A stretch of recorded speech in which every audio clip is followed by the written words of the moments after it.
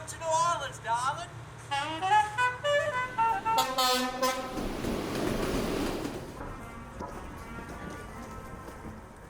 My work takes me to many great places, and one of the most special to me personally is New Orleans.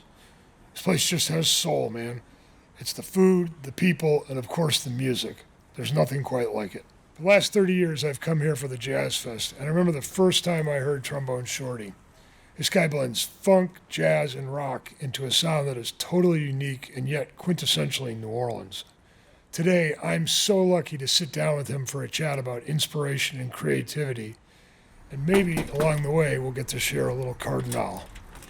Chris, Troy, good to see you. good to be seen. Yes, thank you, man. Welcome back to New Orleans. Welcome to my studio. I can show you my horn. Yeah, let's see Yeah. more. So, and I have some brand new horns in there I haven't used yet. Because once you get comfortable playing, you kind of know if you know the feeling of it. So Yeah, right. it's like when you get a new car, you have to break it in and figure out how to work. So that's how the horn is for me. I remember watching you and going, oh my God, that's the next level of music that New Orleans is going to experience, is Oh, that wow. melding of those sounds.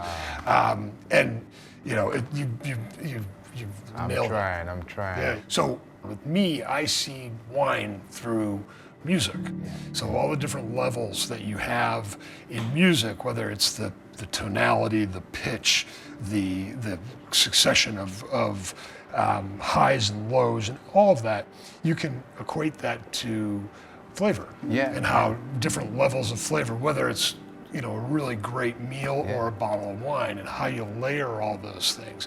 So seeing it through sound has helped me to generate a lot of the kind of vision of my wines and to connect emotionally to that. Yeah. So a lot of our influences are created by the environment around us, whether it's the people that we've admired, the people that raised us, but a lot of it is the actual environment. Yeah. And in New Orleans, you're in an environmental hotspot, and you've been dealing with that, like hurricane after hurricane, water, everything. Does that influence your music? I think just being here and allowing all of the environmental things, like the people, the buildings that may be old or whatever it may be, like the entire atmosphere of what's going on in New Orleans, I don't try to focus on one of them. I just let it flow out. Here in New Orleans, we play the saddest songs with a big joy. With my music, I try to celebrate whatever it may be, even if it's sad. You have water, we have fire. Mm-hmm. When the weather goes south for us, it's a different deal, because what would be in your world your instrument. Our instrument is the grapes. Yeah. Right. Yeah. So in 2017 we dealt with the first major fire to impact the vineyards that I deal with. Yeah. And the wine that I want to taste you on.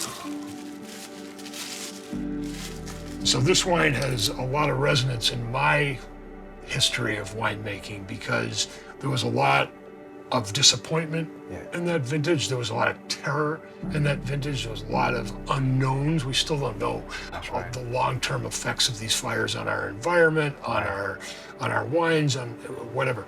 But this wine, we were able to make at the very highest level. And I was very fortunate that year to have that. That's an emotional story.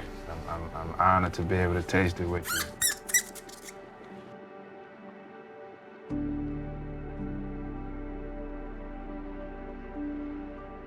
So you're in the middle of the creative process. You're writing a song.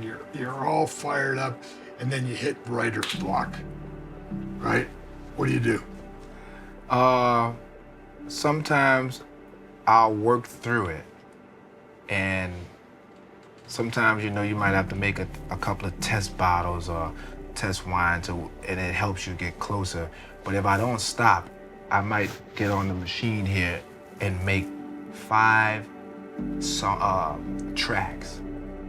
But I know that they're not really worth anything I'm just working through it to emotionally open up the bigger picture. So when I get to a stop, I just keep making things. It may be a track that has 2 notes, boom, doom, and it may not be anything, but the hi-hat pattern I probably made, I might be like, oh, you know what?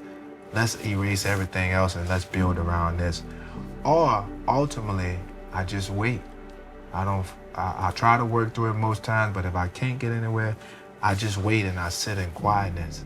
And I ride in the car with no music, or I walk down the street and the streetcar may be coming by and the screeching might, spark something. My intentions is to make the best music I can make. Yeah. So I might have 40 tracks and I try to pick the best ones that line up with each other. So but I'm saying, like, even when I make the music, I do it with the intent of this gonna be a smash. But then you line them up to those other songs, even though it's still good songs, and that 1 or 2 song really hits the soul.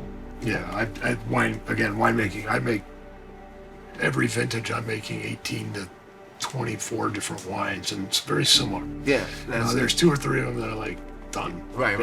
Done. And then, all right, these are really good. They're somewhere, in that sweet spot for somebody, but they may not be for everybody, and that's a good thing too. And that's what it is. Talking with you and learning more about how you're doing it, I can tell that you have what I have for music, you have for wine, and that's pure passion. And you're doing a great job, and I'm happy to be able to taste this with you and hear the stories and be connected to it.